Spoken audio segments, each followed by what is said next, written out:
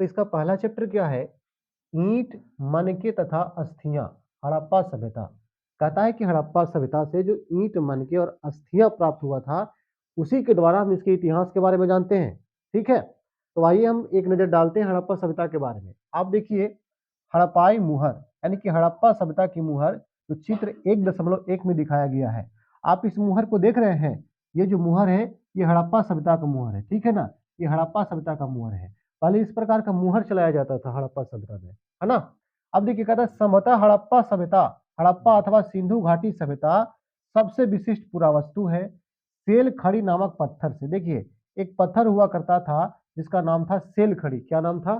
Cell खड़ी। और उसी पत्थर का ये बना हुआ था क्या? मुहर। ठीक है, तो पूछता है कि बताइए कि सिंधु घाटी सभ्यता में जो मुहरें बनी हुई थी किस पत्थर का था? तो क्या बोलेगा? सेलखड़ी नामक पत्थर का था। ठीक है ना, बनाई गई थी। इन मुहरों पर सामान्य रूप से जानवरों का चित्र अंकित था। और किसका चित्र बनाया हुआ था? जानवर का चित्र बनाया हुआ था, वृषभ का, बैल का। देखिए, ये आप देख रहे हैं ना, ये जानवर का चित्र है।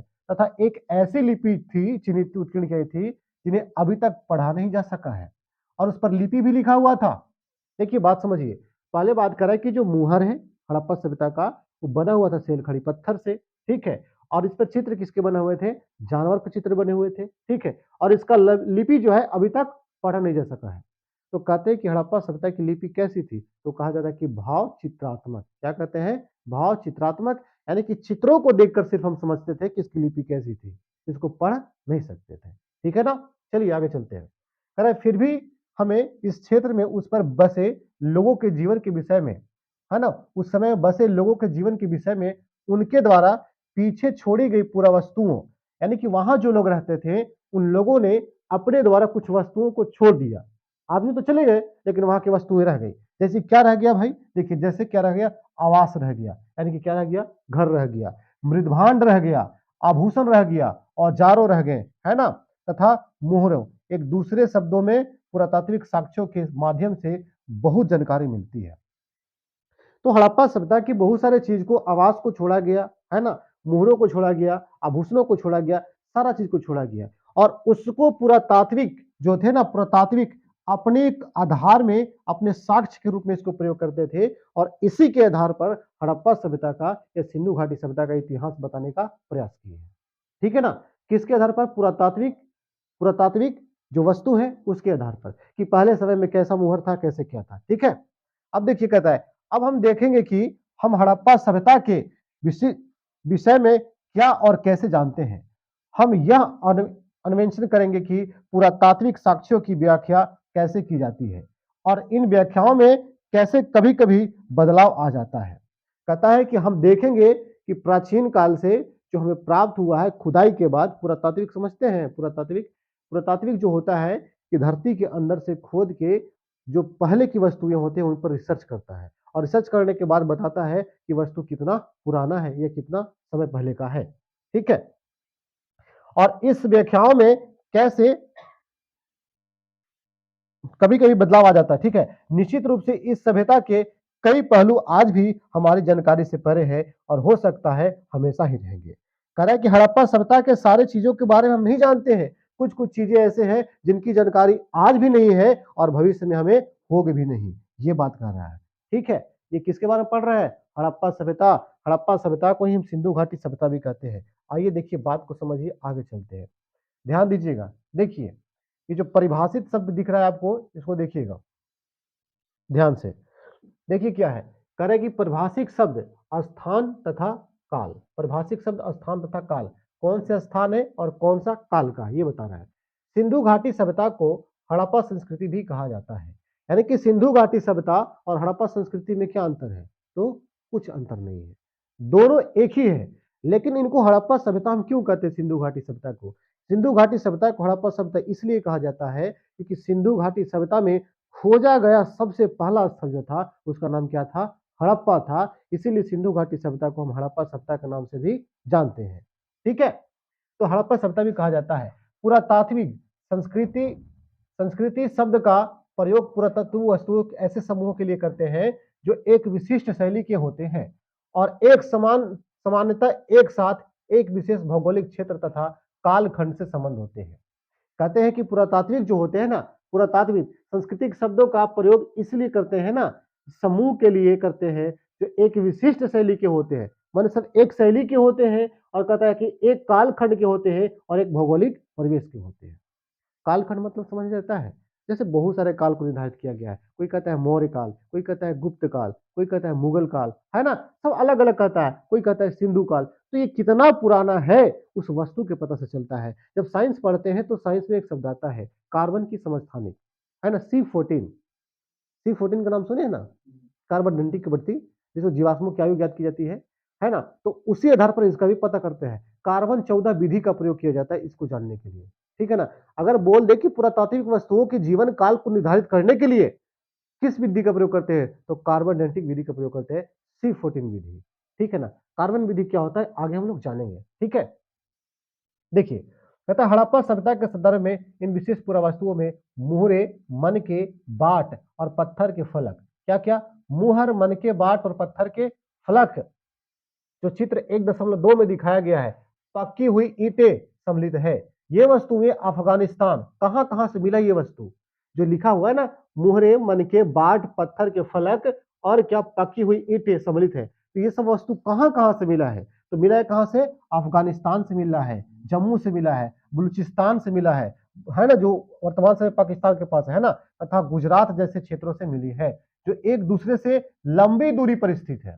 समझ जाइए, अफगानिस्तान कहीं है, जम्मू कश्मीर कहीं है, और बलूचिस्तान कहीं है, गुजरात कहाँ है, सब दूर दूर पर स्थित है। हम मैप में आपको दिखाएंगे, सब दूर दूर पर स्थित है, लेकिन सब जगह से साक्ष्य प्राप्त हुआ है। इससे क्या पता चलता है, इससे पता चलता है कि इस काल का विस्तार, सिंधु घाटी सभ्यता का विस्तार बहुत दूर तक था, बहुत जगहों में क्या था, फैला हुआ था। तब तो इतना इतना दूर पर मिला आपको सामान, ठीक है।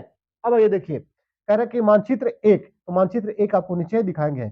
इस सभ्यता का नामकरण हड़प्पा नामक स्थल, जहां यह संस्कृति पहली बार खोजी गई थी, कहां खोजी गई थी, हड़प्पा नामक स्थल। कह रहा कि इस सभ्यता का नामकरण, आखिर हड़प्पा सभ्यता क्यों कहे, तो हड़प्पा नामक स्थल जहां संस्कृति पहली बार खोजी गई थी। तो सिंधु घाटी सभ्यता में सबसे पहले अगर खोजा गया स्थल क्या है, तो हड़प्पा है। हड़प्पा का खोज कब किया गया था, तो कहते हैं कि 1921 में किया गया था। कब किया गया था, 1921 में किया गया था, और दयाराम साहनी के द्वारा किया गया था, जिसमें हम आगे पढ़ने वाले हैं, ठीक है। हड़प्पा किस नदी के किनारे है, तो बोलते हैं कि रावी नदी के किनारे है। कौन सी नदी के किनारे है, रावी नदी के किनारे। इन सारे बातों को हम पढ़ेंगे, ठीक है। आगे देखिए, कहता पृष्ठ 6 के नाम पर, देखिए कि नाम पर किया गया है, इसका काल निर्धारण लगभग 2600 से 1900 ईसा पूर्व रखा गया है ना। 2600 से कब तक, 1900 ईसा पूर्व तक रखा गया है। अब देखिए, हम आपको जो किताब पढ़ा रहे हैं, जो बता रहे हैं आपको, ये एनसीईआरटी की किताब है, और सबसे सटीक जानकारी किसका माना जाता है, एनसीईआरटी का माना जाता है, ठीक है ना। तो इसका काल कब से कब था, हड़प्पा सभ्यता का काल था, तो 2600 ईसा पूर्व से लेकर 1900 ईसा पूर्व तक था, ठीक है। अब आइए देखिए, कहता है कि बीच किया गया था इस क्षेत्र में, इस सभ्यता से पहले और बाद, इस सभ्यता से पहले और बाद में भी संस्कृतियां अस्तित्व में थी, जिन्हें क्रमशः आरंभिक तथा प्रवर्तित हड़प्पा कहा जाता है। इस संस्कृतियों में से हड़प्पा सभ्यता को अलग करने के लिए कभी कभी इसकी विकसित हड़प्पा संस्कृति भी कहा जाता है। क्या कहते हैं इसको, विकसित हड़प्पा संस्कृति भी कहा जाता है। पूरा संस्कृति में अलग करने के लिए क्यों कहते हैं, देखिए, इसलिए कहते हैं कि जो हड़प्पा सभ्यता था, ये कैसी सभ्यता थी, नगरीय सभ्यता थी। कैसी थी, नगरीय, ये नगर बसा हुआ था, यहाँ पे कोई गांव वाला माहौल नहीं था। क्योंकि उस समय भी 2600 से 1900 ईसा पूर्व भी पहले क्या था कि यहाँ पक्की ईंट के घर बनाया जाता था, पक्की सड़क बनाया जाता था, घर घर में स्विमिंग पूल होता था, तालाब होता था, ये पहले की बात है। तो इसीलिए क्या करता है ना कि इसको हम विकसित हड़प्पा सभ्यता भी कहते हैं। विकसित क्यों, क्योंकि सारी चीजों की यहाँ पे सुविधा थी, जितना अभी सुविधा नहीं है उस समय पहले भी यहाँ सुविधा थी। तो हड़प्पा सभ्यता को इसीलिए विकसित सभ्यता कहा जाता है। चलिए अब आगे चलते हैं, बात समझते हैं। सबसे पहले देखिए, ये सब देख रहे हैं ना, ये सब बाट पत्थर का बना हुआ है, ये सब देख रहे हैं कि नहीं देख रहे हैं, ये सब पूरा पत्थर का बना हुआ है। देखिए, कह रहा है मन के, बाट तथा क्या है, फलक है, ये सब जो दिखाया हुआ है, ठीक है। चलिए आगे चलते हैं, ध्यान दीजिएगा, आगे देखिए।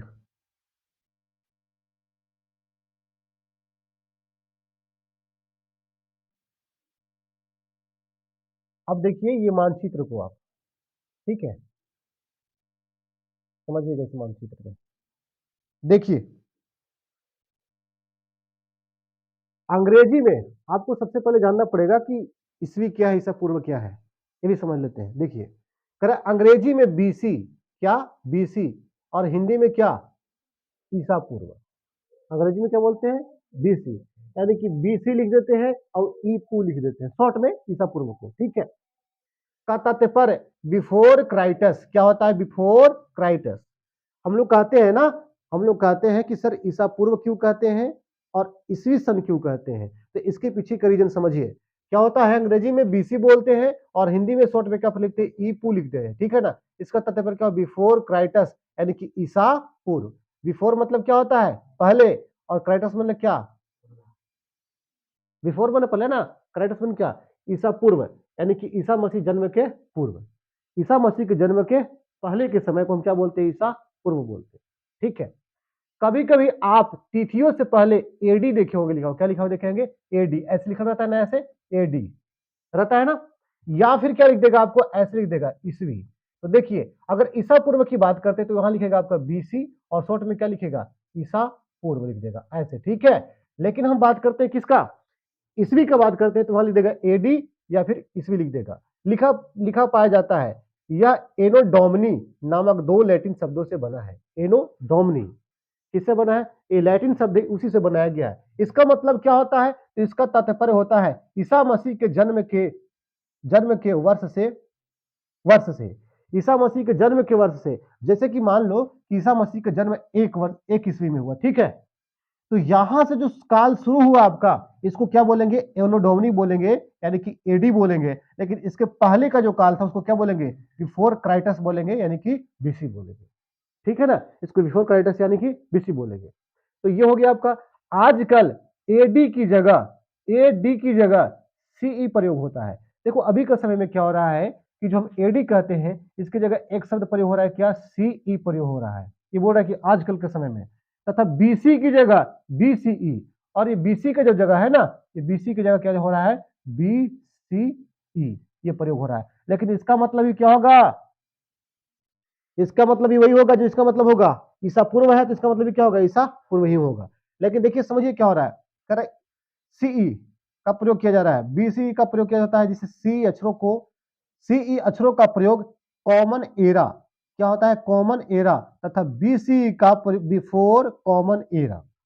अब इसका मतलब समझिए, हम जब पहले बीसी का मतलब पढ़े क्या पढ़े, बिफोर क्राइटस, ठीक है। एडी का मतलब क्या पढ़े, एनो डोमिनी, समझ में आ गई बात।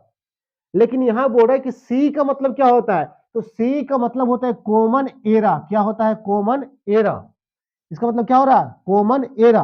और बीसी का मतलब क्या हो गया, बीसी का मतलब होता है, देखिए बिफोर कॉमन एरा। तो ये शब्द भी हम प्रयोग कर रहे हैं किसके लिए, हम ईसवी सन को दर्शाने के लिए, ठीक है। हम इन शब्दों का प्रयोग इसलिए करते हैं क्योंकि विश्व के अधिकांश देशों में अब कॉमन एरा चलता है, क्या चलता है, कॉमन एरा का प्रयोग सामान्य हो गया है। कभी कभी अंग्रेजी के बीपी, कौन सा बीपी अक्षरों का प्रयोग होता है, जिसका तात्पर्य होता है बिफोर प्रेजेंट, बिफोर प्रेजेंट, ठीक है। इस पुस्तक में हमने बीसीई के लिए ईसा ईसा पूर्व और सी के लिए ईसवी तथा बीपी के लिए वर्तमान से पहले शब्दों का प्रयोग किया है। देखिए इसमें तीन चीज बताया। सबसे पहले आपको क्या समझना है, इसमें आपको ध्यान देना है कि एक बीसी लिखा होगा आपको, और एक एडी लिखा होगा, और एक क्या लिखा होगा आपका बीपी लिखा होगा, है ना। ये तीन शब्द लिखा होगा, इसका मतलब क्या समझेंगे, ईसा पूर्व, है ना, ईसा पूर्व, ईसा मसीह के पहले, ठीक है। एडी यानी कि ईसवी, और बिफोर प्रेजेंट करने का मतलब क्या है, देखिए यहां से बोला है बीपी के लिए क्या होता है, बीपी के लिए बिफोर प्रेजेंट यानी कि वर्तमान से पहले, जो अभी है, जो अभी है उससे क्या पहले, उससे पहले के बाद, यानी कि वर्तमान से पहले। अभी के समय को हम क्या बोलेंगे, वर्तमान ही बोलेंगे ना। तो अभी वर्तमान और इससे पहले, तो इन तीन शब्दों को आपको जानना जरूरी है। कौन सा है, बीसी, एडी और बीपी, ये तीनों को जानिएगा तो इसका चर्चा करेंगे तो समझ में आएगा। ईसा पूर्व क्या होता है, समझ गए, ईसा मसीह के जन्म के पहले को समय को कहते हैं। एडी क्या होता है, समझ गए, ईसा मसीह के जन्म से लेकर जो समय चलते हैं उसको क्या बोलते हैं, एडी बोलते हैं। ये क्या है, बिफोर प्रेजेंट, माने अभी के पहले क्या था, बिफोर प्रेजेंट अभी के पहले क्या था, ये बताना चाहता है। ठीक है, तो आइए देखिए समझिए, आगे चलते हैं, आगे ध्यान दीजिएगा। आगे आपका आरंभ होता है यहां, देखिए इस मैप को देखिएगा, देखिए मैप को समझिए थोड़ा सा। ये देखिए मैप है, हड़प्पा सभ्यता का विस्तार है। अगर पूछा जाए कि भारत में हड़प्पा सभ्यता का विस्तार किस क्षेत्र में था, तो हम बोलते हैं पश्चिमोत्तर क्षेत्र में। कौन से क्षेत्र में, पश्चिमोत्तर। उसको क्या बोलेंगे हम, उसको बोलेंगे नॉर्थ वेस्ट। क्या बोलेंगे, नॉर्थ वेस्ट। नॉर्थ वेस्ट में विस्तार था। अब कैसे, देखिए बात समझिए। भारत का जो हम मानचित्र देखते हैं, तो भारत के मानचित्र में क्या होता है कि आपका पश्चिम साइड क्या है, अरब सागर है। क्या है आपका, अरब सागर है पश्चिम में। अब पश्चिम अरब है तो पश्चिम हो गया, लेकिन उत्तर साइड में आपका क्या पड़ता है, पाकिस्तान पड़ता है पश्चिमोत्तर में, तो वही क्षेत्र है। तो भारत में सिंधु सभ्यता या हड़प्पा सभ्यता का विस्तार किस क्षेत्र में था, तो क्या बोलेंगे हम, पश्चिमोत्तर में बोलेंगे। ठीक है ना, पश्चिम उत्तर साइड में हुआ था। अब ये देखिए समझिए, ये अरब सागर है और यहां से डिवाइड किया हुआ है इस तरह से। देखिए इधर क्या है, आपका अरब सागर है ना। नागेश्वर, बालाकोट ये महाराष्ट्र वाला क्षेत्र है, रंगपुर ये सब जितना है ना, ये नर्मदा ये सब महाराष्ट्र का क्षेत्र है। लेकिन यहाँ देखिए पाकिस्तान का क्षेत्र है आपका, ये देख रहे हैं ना, सुतकोंगडोर, ये मोहनजोदड़ो कहाँ पड़ता है, पाकिस्तान में। हमारी बालाकोट ये पाकिस्तान तरफ वाला है। चनहुदड़ो, कोटजी, ये सिंध, सिंध प्रांत पाकिस्तान में पड़ता है। ये सतलज नदी कहाँ पड़ता है, सतलज नदी पंजाब में बहती है ना। ये देखिए हड़प्पा, हड़प्पा कहाँ है, पाकिस्तान में है। रावी नदी कहाँ पड़ता है, जम्मू कश्मीर में। चेनाब कहाँ, जम्मू कश्मीर में वर्तमान समय। ये सब कहाँ बहता है, जम्मू कश्मीर में बहता है ना। चेनाब, झेलम। देखिए सबसे उत्तर में क्या है आपका, मांडा कहाँ पड़ता है, मांडा जम्मू कश्मीर में है ना। ये सबसे उत्तर का भाग है। और सबसे दक्षिण में क्या है आपका, नर्मदा। क्या है, नर्मदा नदी। देख लिए, तो ये मानचित्र था। जैसे जैसे हम आगे बढ़ेंगे अच्छा से पढ़ते जाएंगे, ठीक है ना। चलिए ध्यान दीजिए, आगे समझिए। समझ में आ रहा है कि नहीं आ रहा है, समझ में आ रहा है जी कि नहीं आ रहा है, आ रहा है। देखिए ध्यान दीजिए, थोड़ा और बात समझिएगा। देखिए, ओहो नीचे आ जा। देखिए यहाँ देखिए, आरंभिक तथा विकसित हड़प्पा संस्कृतियां। करा आरंभिक और विकसित हड़प्पा सभ्यता, माने पहले क्या था और विकसित किया। देखिए करा सिंध और चोलिस्तान, यानी कि थार रेगिस्तान से लगा हुआ पाकिस्तान का रेगिस्तानी क्षेत्र। करा है कि सिंध, सिंध पाकिस्तान में पड़ता है और भारत में पड़ता है थार रेगिस्तान, ठीक है ना, राजस्थान वाला क्षेत्र में। तो राजस्थान जो है ना, तो राजस्थान का कुछ मरुस्थलीय क्षेत्र पाकिस्तान से सटा हुआ है, ठीक है ना, पाकिस्तान से सटा हुआ है। और भारत के जो मरुस्थल है राजस्थान को, उसको बोलते हैं थार रेगिस्तान। तो जो थार रेगिस्तान है ना, उसी का कुछ क्षेत्र कहाँ लगा हुआ है, पाकिस्तान से लगा हुआ है, और इसको बोला जाता है चोलिस्तान, ठीक है ना। यह शब्द प्रयोग किया गया है किसके लिए, राजस्थान का मरुस्थल जो पाकिस्तान से लगा हुआ है उस क्षेत्र के लिए, ठीक है। देखिए बस्तियों की संख्या के संबंध में ये आंकड़े क्या है। देखिए बस्तियों की संख्या देखना है आपको, आपको देखना है कि बस्तियों की कुल संख्या है ना, ये बताना है आपका, बस्तियों की कुल संख्या। तो ये दो चीजें बताया है कि सिंध में कितना था आपको और चोलिस्तान में कितना था। तो सिंध में कितना था 106, लेकिन यहां कितना था 239, ठीक है। आरंभिक हड़प्पा सभ्यता में देखिए, जब हड़प्पा सभ्यता शुरू हुआ था तब कितना था सिंध में 52, और यहाँ कितना था 37, है ना। उसके बाद देखिए विकसित हड़प्पा सभ्यता, जब हड़प्पा सभ्यता बढ़ गया, विकसित कर गया, डेवलप हो गया, तब सिंध में कितने थे बस्ती, तो वहां कितना था आपको 65, लेकिन चोलिस्तान के पास कितना था 136। अब नए स्थलों पर विकसित हुई हड़प्पा सभ्यता, और नया नया स्थल खोजा गया, और वहां जब हड़प्पा सभ्यता विकसित हुआ तो कितनी संख्या था, तो सिंध वाला क्षेत्र में कितना था आपका 43, और चोलिस्तान वाला क्षेत्र में कितना था आपका 132, ठीक है। आगे देखिए चलते हैं, समझिए, ये बड़ा महत्वपूर्ण प्रश्न है। देखिए ध्यान दीजिए, आगे कहता है नए स्थलों पर, ये हो गया।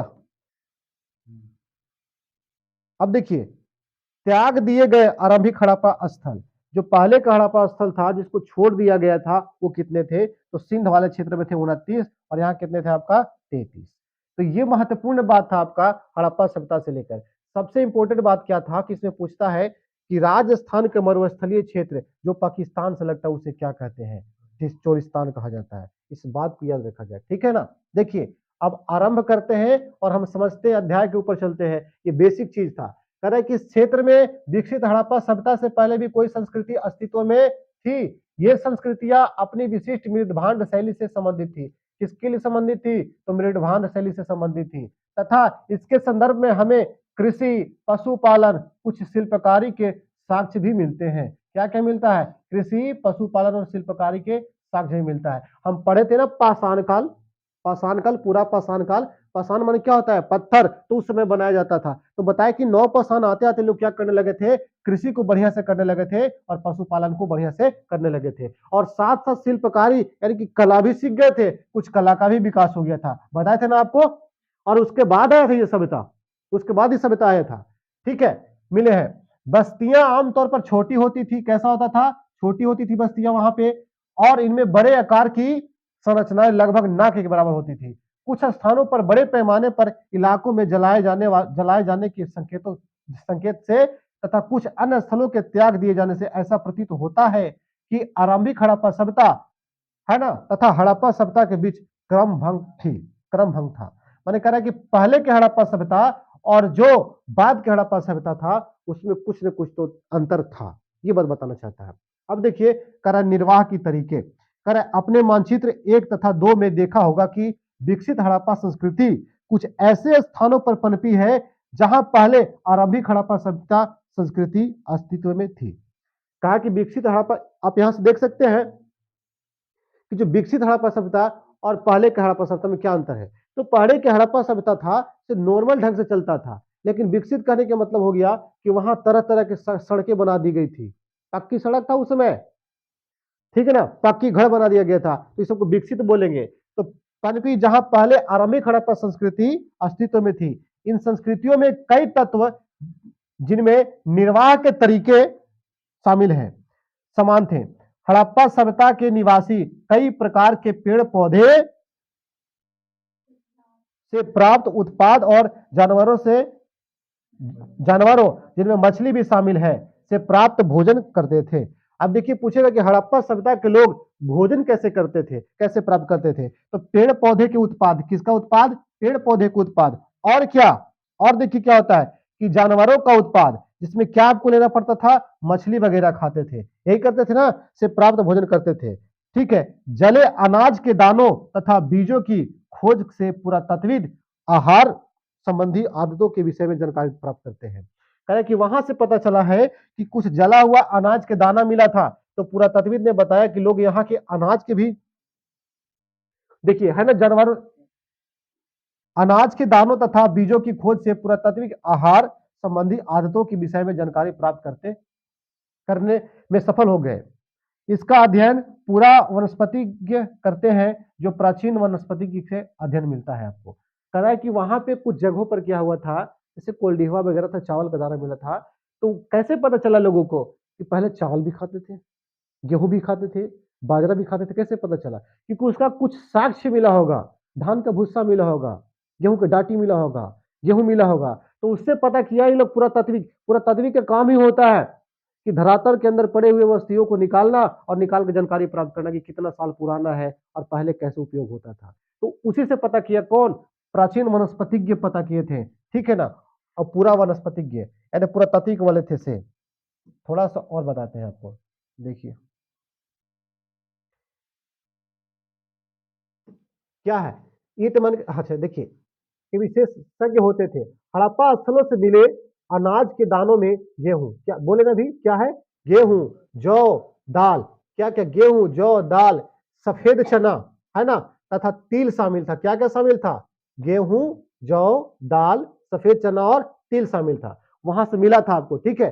बाजरे के दाने गुजरात के स्थलों से प्राप्त हुआ है। अब पूछता है कि हड़प्पा सभ्यता में बाजरा किस राज्य से प्राप्त होता है, क्या बताइएगा आप, गुजरात से, है ना, गुजरात से प्राप्त हुए थे। चावल के दाने अपेक्षाकृत कम पाए गए थे, और सबसे ज्यादा किसका, बाजरा का दाना मिला था, और चावल का दाना क्या मिला था, अपेक्षाकृत कम मिला था।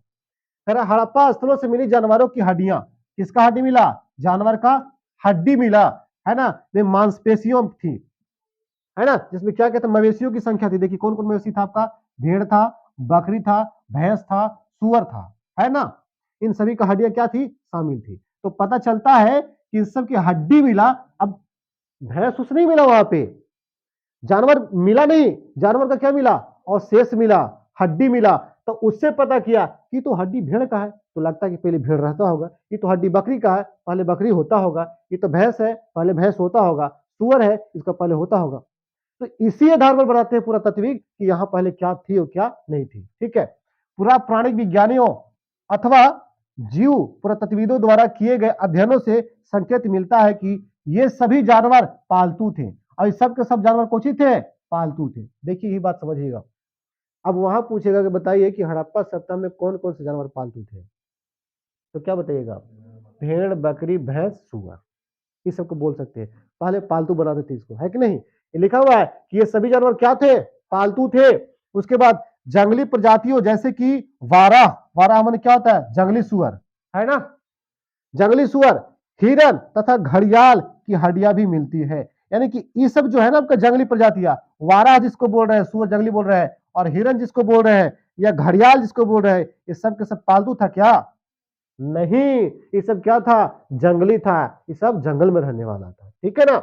हम यह नहीं जान पाए हैं कि हड़प्पा निवासी स्वयं इन जानवरों का शिकार करते थे अथवा अन्य आखेट समुदाय से इनका मांस प्राप्त करते थे। कहा कि हम ये नहीं जान पाए कि जो सुअर मिला, ये भैंस, ये वारा मिला, भैंस मिला, बकरी मिला, तो क्या इसका शिकार वहां के लोग खुद करते थे, खुद मार के खाते थे, या दूसरा से करवाते थे, ये पता नहीं कर पाए हैं। लेकिन ये पता कर लिए कि वहां क्या क्या था। किससे पता किए, तो हड्डी से पता किए, है ना। हड्डी सबसे बड़ा प्रमाण होता है। जैसे आप कहीं जाते हैं तो देख के पंडित वाला कहानी पढ़े है ना, कि एकरा में हम जान डाल देंगे तो इसको हम चला देंगे, जिया देंगे वाला, है। हाँ, तो क्या करता है, वही तो काम करता है। वो हड्डी से तो पहचान देता, लगता है कि अरे ये तो लगता है कि शेर का हड्डी है, कहाँ, हम तो कह मांस चढ़ा देंगे, चढ़ा दे। सब अपना अपना मंत्र मारता है, और लास्ट बुलवा को कहता है कि हम जान डाल देते, वो कहता है कि पेड़ पर चढ़े थे। वही बात बताता है क्या हुआ था ना, वो पेड़ पर चढ़ गया। तो ऐसा काम नहीं करना है। देखो, हड़प्पा निवासी स्वयं इन जानवरों का शिकार करते थे अथवा अन्य अखेट समुदाय से इनका मांस प्राप्त करते थे। मछली तथा पक्षियों की हड्डियां भी मिलती है। कह रहे कि मछली तथा पक्षियों की हड्डियां भी मिलती है। कहां से मिलती है, हड़प्पा सभ्यता से मिलती है। ठीक है ना, हड़प्पा सभ्यता से मिलती है। ये क्षेत्र है कोटदीजी का है, हमारी नाल है, ये अरब सागर है, ये सब वही क्षेत्र का है ना। तो इसको हम आगे बढ़ते जाएंगे और पढ़ते जाएंगे। ठीक है, चलिए देखिए आ गया कृषि प्रौद्योगिकी। ये देखिए नीचे वृषभ का चित्र दिख रहा है आपको, वृषभ, वृषभ माने क्या होता है, वृषभ माने बैल होता है ना, वृषभ माने बैल होता है। हाँ, कृषि प्रौद्योगिकी, हाँ जी, बताएंगे बताएंगे, अभी देखो ना।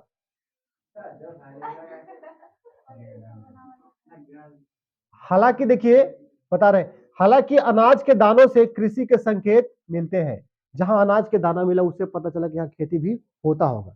अब खेती होगा तब तो अनाज आएगा, लेकिन खेती कैसे होता था भाई, कुछ तो होगा। क्या ट्रैक्टर था पहले, नहीं, क्या होगा भाई, जानवर होगा। तो देखो, पर वास्तविक कृषि विधियों के विषय में स्पष्ट जानकारी नहीं मिलता, मिलना कठिन है।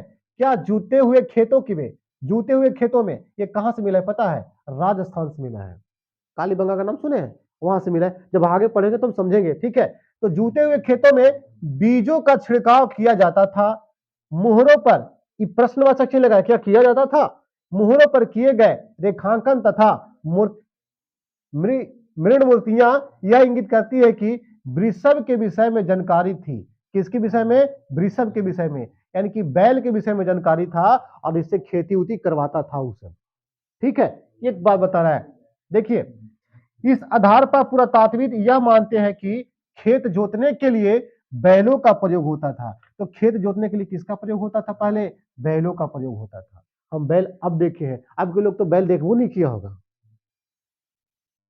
ठीक है, तो बैल था, लेकिन बैल कितना पहले से, पहले समझ लो, ये कब बोला, ये बोला कि सर 2600 है ना, 2600 से लेकर कब बोला, 1900 ईसा पूर्व तक के समय के पहले है। और इतना साल पहले की बात कर रहा है, और कह रहा है कि क्या था, पहले बैल था। ये बात बता रहा है। अब देखो, कह रहा है कि साथ ही चोलिस्तान के कई स्थानों और बनावली, है ना, बनावली पड़ता है हरियाणा में, कहां पड़ता है, हरियाणा में पड़ता है। बनावली देखो हरियाणा लिखा हुआ है ना यहाँ पे, हरियाणा से मिट्टी से बने हल के प्रतिरूप मिले हैं। अब यही बात पूछता है, देखो हम एनसीईआरटी हम चाहे तो तुमको बोर्ड पे एक एक चीज लिख के बता सकते हैं, लेकिन इतना क्यों समझा रहे हैं आपको, इसलिए समझा रहे हैं कि आप पूरा बात को समझे। कह रहा है कि पूछता है आपसे प्रश्न कि बताइए कि मिट्टी से बना हुआ हल हड़प्पा सभ्यता के किस स्थल से प्राप्त हुआ है, तो कहां से होगा आपको, बनावली से होगा। कहां से होगा, बनावली से होगा। देखिए बोला है कि मिट्टी से बने हुए हल, है कि नहीं, बनावली से प्राप्त हुआ। बनावली कहां पड़ता है वर्तमान में, तो हरियाणा राज्य में पड़ता है। इसके अतिरिक्त पुरातत्वविद को कालीबंगा यानी कि राजस्थान, है ना, कालीबंगा राजस्थान नामक स्थान से जूते हुए खेत, कैसा खेत, जूते हुए खेत, यानी कि खेत जोता हुआ रहता था पहले, उसका साक्ष्य प्राप्त हुआ है। ये कहां से प्राप्त हुआ है, कालीबंगा राजस्थान से। ये प्रश्न पूछता है कि जूते हुए खेत का साक्ष्य कहां से प्राप्त हुआ है, तो कालीबंगा से। कालीबंगा किस राज्य में है, राजस्थान में है ना। और हल जो मिट्टी का हल है वो कहां से मिला है, बनावली से मिला है। कहां पड़ता है ये, हरियाणा में पड़ता है। उसके बाद देखिए का साक्ष्य मिलता है जो आरंभिक हड़प्पा अस्त्रों से संबंध है। इस खेत में हल रेखाओं के दो समूह एक दूसरे को समकोण पर काटती थी। कैसे काटती थी, समकोण पर काटते हुए विद्वान थी, जो दर्शाते हैं कि एक साथ दो अलग अलग फसलें उगाई जाती थी। बताओ, एक ही खेत में एक ही साथ दो किस्म के फसल उगाता था उस समय। क्यों, किससे पता चलता है कि जो वह हल काटता था, समकोण मतलब समझते हो, एक इधर से गया है तो एक इधर से आया होगा, तो इसको क्या बोलेंगे हम, समकोण। पढ़े हो ना, राइट एंगल ट्रायंगल 90 डिग्री का कोण जो बनता है इसे, हाँ, उसी को समकोण बोला, समकोण पर काटता था। पुरातत्वविदों ने फसलों की कटाई के लिए प्रयुक्त औजारों को पहचानने का प्रयास भी किया है। क्या हड़प्पा सभ्यता के लोग लकड़ी के हाथों में बिठाए गए पत्थरों के फलकों का प्रयोग करते थे या फिर धातु के औजारों का प्रयोग करते थे। अब यहां बात आया कि क्या पहले के लोग कैसा प्रयोग करते थे। जैसे अभी बोलते हैं कि हसुआ प्रयोग करते हैं, तो हसुआ में क्या होता है, पीछे लकड़ी का बेट होता है, ठीक है, और आगे क्या होता है, लोहा का होता है। लेकिन पहले कहते कि क्या कि पहले कोई धातु तो था, धातु था पहले, तो बोले कि सर धातु तो नहीं था, धातु तो नहीं था, क्योंकि पाषाण काल के बाद में आया था, तो पहले तो पत्थर उथर ही चलता था। हाँ, ये कह सकते थे कि बाद में तांबा का प्रयोग हो गया था, लोहा का नहीं हुआ था, तांबा का प्रयोग हो गया था। ताम्र पाषाण काल हम जानते हैं, है ना, ताम्र पाषाण काल जिसमें तांबा और पत्थर दोनों मिलाकर काम किया जाता था, तो ये आ गया था। तो यही पूछ रहा है कि क्या आप जान सकते हैं, बता सकते हैं कि पहले धातु था, कुछ धातु का बनाता होगा औजार काटने के लिए, ये किसका। तो क्या करता था कि उन लोग पीछे लकड़ी का दत्था लगा लेता था, इसे जैसे हंसू में लगाते हैं ना, और आगे जो औजार होता था किसका बना होता था, ये पत्थर का बना होता था। किसका बना होता था, पत्थर का बना होता था। और बेड किसका, लकड़ी का, और आगे किसका, पत्थर का बना होता था, और उसी से काटने का काम करता था पहले, ये चलता था।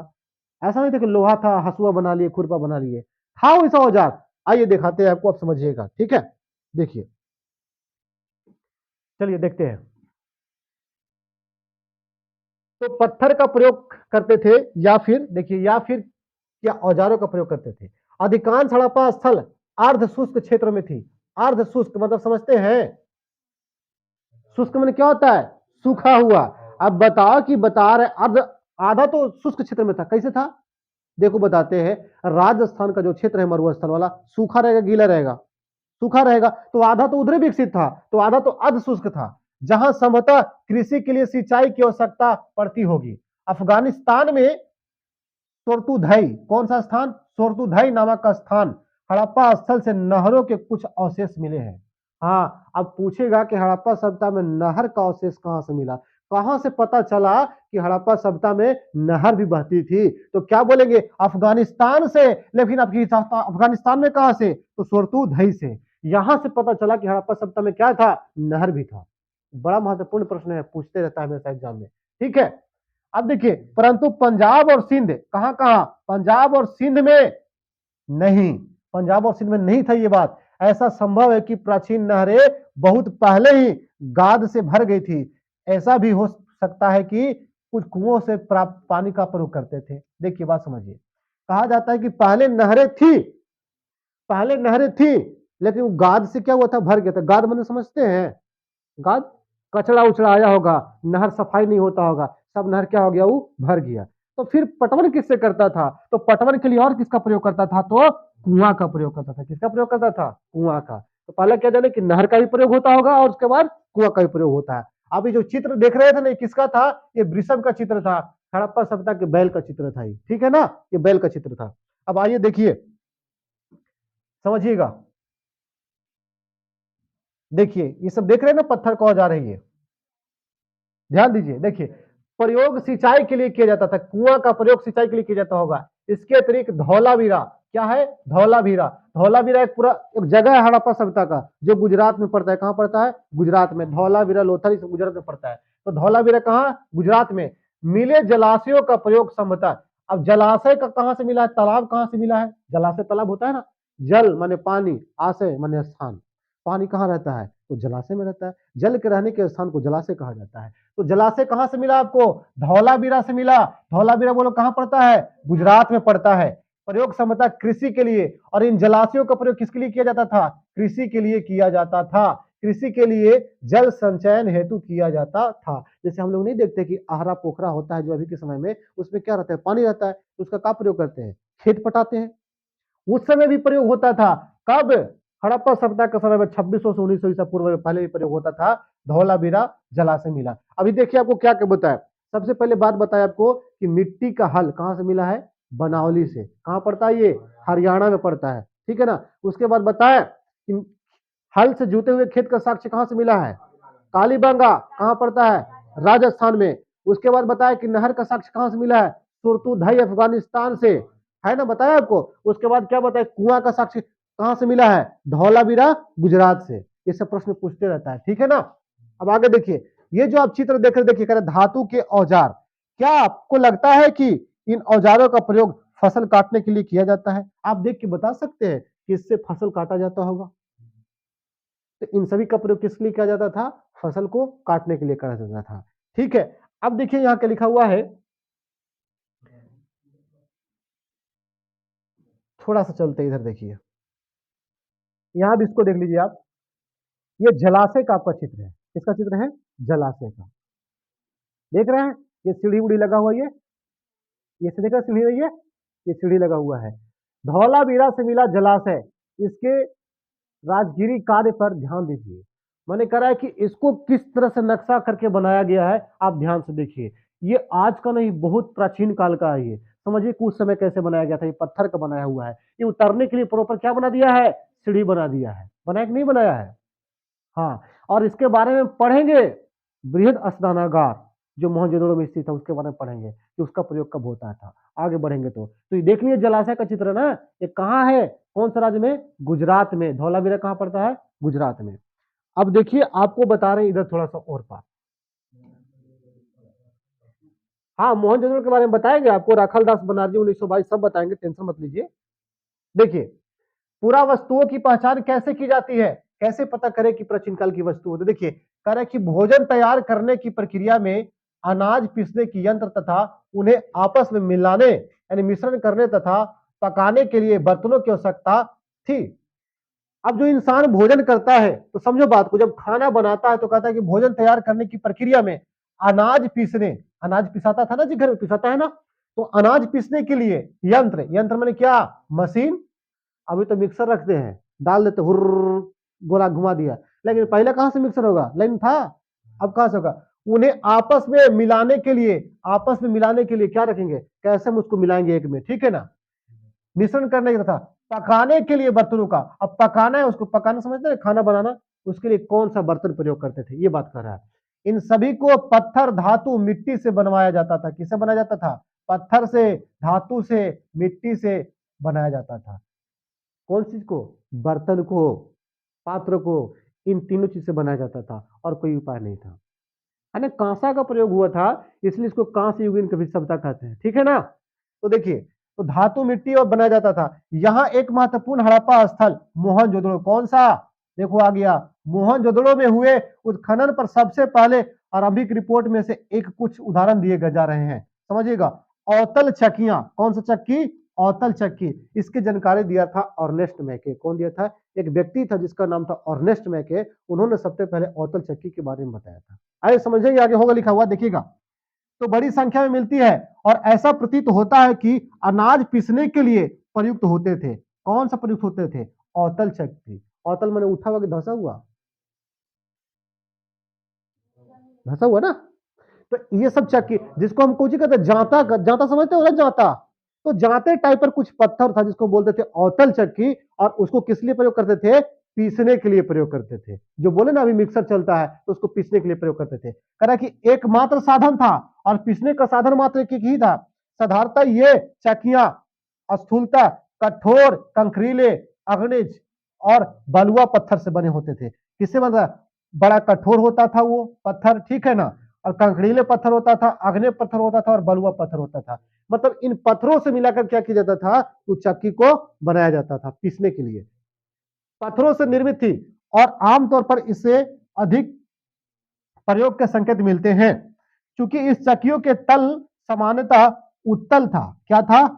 उत्तल था, माने उठा हुआ था। निश्चित रूप से इन्हें जमीन में अथवा मिट्टी में जमा कर रखा जाता होगा जिससे इन्हें हिलने से रोका जा सकता है। मन समझ रहे बात? ऐसे अगर घुमाए जाता उता के देखते हो ना, जमीन में कहीं टिका कर रखते हैं कि ऐसे अगर घुमाएंगे तो हिल डुल के भाग ना जाएगा। तो इसको भी गाड़ कर माने ऐसे उठा हुआ है, इसको इतना गाड़ दिए। गाड़ किस लिए दिए? ताकि हिले डुले नहीं, और इस पर अनाज रखे वो पीसना शुरू कर दिए। तो इस तरह यहां पर काम करता था, ठीक है, जिससे इन्हें हिलने से रोका जा सकता था, माने हिल डुल नहीं सकता है। दो मुख्य प्रकार की चक्कियां मिलती है। एक वे है जिन पर एक दूसरा छोटा पत्थर आगे पीछे चलाया जाता था। आगे पीछे चलाया जाता था, दो पत्थर। आइए ध्यान से देखिए, आपको समझ में आएगा बात को। देखिए एक बड़ा था एक छोटा था। ध्यान से देखिए, अब समझिए बात को। यहां देखिए, यहां क्या लिखा है कि दूसरा छोटा पत्थर होता था जिसको आगे पीछे चलाया जाता था। आप देख सकते हैं सिलवट, समझते हैं सिलवट? हाँ यही बात है। देखिए ये ऐसे था, यह है ना, और ये क्या है आपका आगे पीछे करने वाला छोटा, इसको सिलवट बोलते, इसको लोढ़ा बोल दो, है ना अभी के समय में। लेकिन पहले यही चलता था, ठीक है। तो कह रहा है कि एक तो बड़ा था जो नीचे जमीन में टिकाया हुआ रहता था, और एक ऊपर से छोटा था जिसको ऐसे ऐसे चलाते थे अनाज पीसने के लिए। ये पहले वाला है, इसको क्या बोलते थे हम लोग? औतल चक्की। क्या पहले बोल जाता था? औतल चक्की इसको बोलते थे, ठीक है। देखिए जिससे निचला पत्थर खोखला हो जाता था, और निचला पत्थर क्या होता था? खोखला हो जाता था। तथा दूसरी वे जिनका प्रयोग संभवतः केवल सालन या तरी बनाने के लिए किया जाता था, जड़ी बूटियों तथा मसालों को कूटने के लिए किया जाता था। इन दूसरे प्रकार के पत्थरों को हमारे श्रमिकों द्वारा सालन पत्थर कहा गया है। क्या कहा गया है? सालन पत्थर। देखिए एक तो घरेलू उपयोग में होता था और दूसरा जड़ी बूटी को कूटने के लिए होता था। तो ये घरेलू उपयोग वाला है, इसको क्या बोलेंगे? औतल चक्की। और जड़ी बूटी कूटने वाला उसको क्या बोलेंगे हम? सालन पत्थर। समझाया बात? इसको ओखली उखली नहीं बोलते हैं। रामायण में देखो वो कूटता है इसी से, बेच जो आता है इसी से। हाँ वही बात है, का नाम दिया गया है। तथा हमारे बावर्ची ने एक यही पत्थर रसोई में प्रयोग के लिए संग्रहालय से उधार मांगा था। कहां से मांगा था? संग्रहालय से उधार मांगा था। ये बताना चाहते हैं, समझा रहे हैं आपको, ठीक है ना, कि यही पत्थर बावर्ची समझते हैं, खाना पीना बनाने वाले को बोलते हैं, है ना। तो ये मांगा था कहां से? संग्रहालय से, कि भाई ये पत्थर हमको दीजिए, ठीक है। अर्नेस्ट मैके, देखिए नाम आ गया ना, क्या आ गया नाम? अर्नेस्ट मैके, है ना। फार्दर एक्सप्लोरेशन एक्ट मोहनजोदड़ो, माने इसकी खोजकर्ता कौन थे? अर्नेस्ट मैके। और कब बताया इसके बारे में? 1937 में उद्धृत किया था। ये क्या रहा आपका? औतल चक्की की बात रही। औतल चक्की देख रही है ना, कैसे पहले के समय में खाना पीना का जुगाड़ होता था। चलिए आगे देखते हैं। आगे है पुरातात्विद वर्तमान समय की तुलना से यह समझते हैं कि प्रयास कर सकते हैं कि प्राचीन पुरावस्तुएं किस प्रकार में लाई जाती थी। मैके खोजी गई वस्तुएं, मैके कौन? मैके, अर्नेस्ट मैके वस्तुओं की तुलना आजकल की चक्कियों से कर रहे थे। क्या यह एक उपयोगी नीति है? कह रहा है कि मैके जो औतल चक्की खोजा उसको आजकल के चक्की से प्रयोग करोगे तो किसके बारे में नाम बताओगे? अभी वाले से तुलना करोगे तो कह सकते हो कि सर वो ओखली कहेंगे, वो कुछ ही कहेंगे, लोढ़ा सिलौट कहेंगे। इसी ना आजकल का प्रयोग करेंगे। तो ये अर्नेस्ट मैकी का खोज था, जो कहां से खोजा गया था औतल चक्की? तो मोहनजोदड़ो से खोजा गया था औतल चक्की, ठीक है ना। मोहनजोदड़ो से औतल चक्की खोजा गया था 1937। ठीक है, अब अगला टॉपिक जो है ना आपका मोहनजोदड़ो का है, छोड़ दे इतना। ठीक है, तो ये 12th क्लास का सिलेबस आपका है और एनसीईआरटी है, जिसको जानने के बाद लगभग आपका हर एक एग्जाम, वनडे कोई भी एग्जाम देते हैं तो उसकी तैयारी आपकी कंप्लीट हो जाएगी। ये बहुत डीपली हम बता रहे हैं इसके माध्यम से, और एनसीईआरटी लेके चल रहा है ताकि एनसीईआरटी से हर एक एग्जाम का जो क्वेश्चन बनता है कहां से बनता है, एनसीईआरटी से बनता है। ठीक है कि नहीं? चलिए तो फिर मिलते हैं अगले एपिसोड में, तब तक के लिए धन्यवाद, जय हिंद।